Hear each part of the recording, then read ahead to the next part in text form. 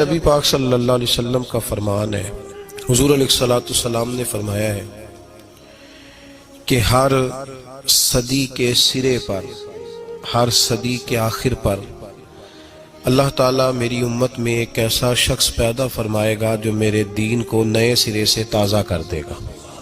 اللہ کے محبوب علیہ السلام آخری نبی ہیں، حضور علیہ الصلوۃ والسلام کے بعد اب نبی کوئی نہیں آئے گا۔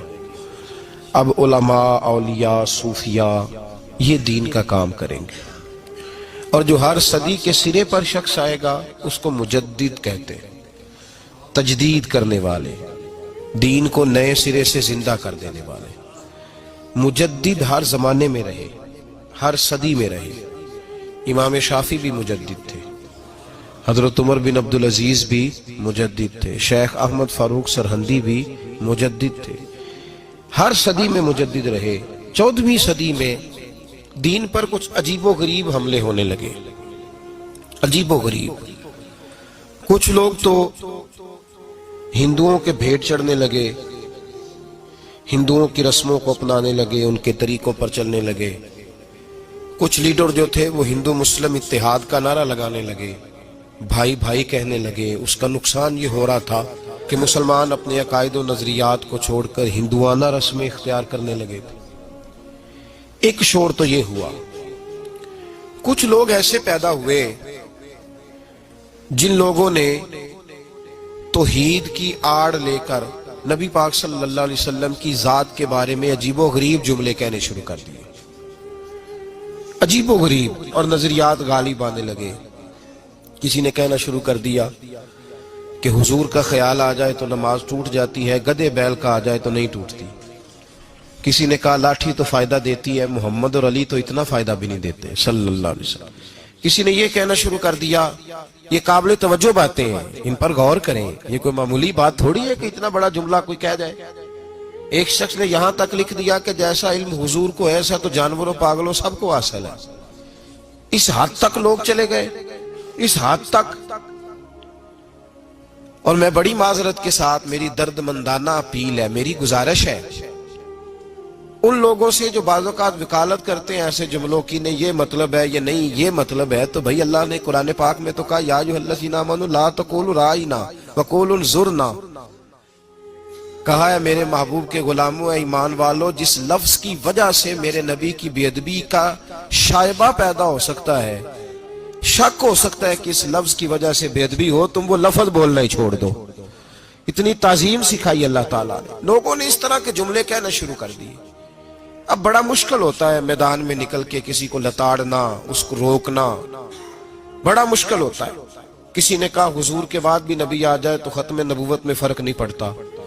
لوگوں نے اس طرح کے جملے کہنے شروع کر دیا۔ ایک ہندو مسلم اتحاد کا نعرہ، ایک مسلمانوں کا ہندوؤں کے ساتھ گٹھ جوڑ لیڈروں کی وجہ سے بے شمار برائیاں ہندوستان میں پھیلنے لگی۔ حالات بڑے دگرگوں تھے، لوگ پریشان تھے۔ یکا یک بریلی کی دھرتی سے ایک شخص بولا، بریلی کی دھرتی سے ایک شخص بولا جنہوں نے علم تھاما، جنہوں نے سب سے پہلے تو ان لوگوں کو کہا جو ہندو مسلم اتحاد کا نعرہ لگاتے تھے، فرمایا نا، مسلمان رسول اللہ والے ہیں، یہ رسم اپنائیں گے تو وہ والی جو ان کے نبی نے انہیں حکم دیا ہے۔ ہر اس رسم سے منع کر دیا، یہاں تک کہ فاضل بریلوی علیہ رحمہ کا یہ فتویٰ موجود ہے ان کی کتابوں میں۔ کسی نے کہا حضور ہم ہندوؤں کے طریقے پہ نہیں چلتے، ہم ان کی کوئی شے نہیں اپنائیں گے، صرف یہ بتا دیں کہ ان کی مجلس میں، محفل میں، ان کے میلے میں جانا جائز ہے۔ آپ نے فرمایا تم رسول پاک کا کلمہ پڑھنے والے ہو، تمہیں وہاں قدم رکھنے کی بھی اجازت نہیں۔ عشق رسول کی علامت بن گئے فاضل بریلوی۔ 1876 میں پیدا ہوئے، 1921 میں وصال فرمایا۔ 4 سال کی عمر تھی جب استاد کے پاس لے گئے، استاد کے پاس، اور استاد نے سبق شروع کرایا۔ 6 سال کی عمر تھی جب فاضل بریلوی نے پہلی دفعہ منبر پہ بیٹھ کے نبی پاک کا میلاد پاک بیان فرمایا۔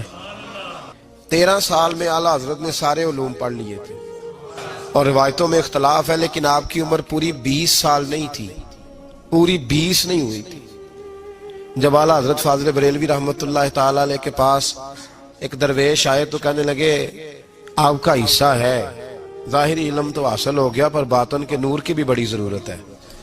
آپ کو اور آپ کے والد گرامی کو مارہرہ شریف لے گئے. وہاں ایک سید بزرگ تھے, سید آل رسول مارہ روی. 21 سال مجاہدے کراتے تھے, پھر کسی کو خلافت دیتے تھے. فاضل بریلوی کی عمر پوری 20 سال نہیں تھی. جن میں کچھ ہوتا ہے ان میں شروع سے بڑا کچھ ہوتا ہے. جن میں کچھ ہے ہوتی ہے نا, ان میں اس کا بچپن بھی بتاتا ہے کہ اس کا جوبن کس طرح کا ہوگا. اس کی جوانی کا نور بتاتا ہے کہ اگر سیاہ بالوں میں اس کا چہرہ اتنا چمکتا ہے تو سفید ہوں گے تو کتنا نور برسے گا. وہ جوبن بتاتے ہیں, جوبن کیفیات بتاتی ہیں. تو اعلیٰ حضرت ابھی پورے 20 سال کے نہیں ہوئے تھے, پیر صاحب کی خدمت میں حاضر ہوئے. پیر صاحب نے مرید کیا, کہ حضور غلامی میں قبول کر لے. جس وقت مرید کیا نا, ساتھ ہی خلافت دے دی پہلے دن. چلو خلافت 20 سال سے کم عمر جس آدمی کو آپ اندازہ کریں, پورے بال نہیں آتے, خلافت دے دی. تو جو دائیں بائیں لوگ رہتے تھے کہنے لگے حضور ہمیں 13 سال ہو گئے, 22 سال ہو گئے, ہمارا بھی کچھ سوچے. ان کو آتے ہی آپ کا تو یہ طریقہ ہی نہیں. یہاں تو لوگ بڑی مشقت کے بعد.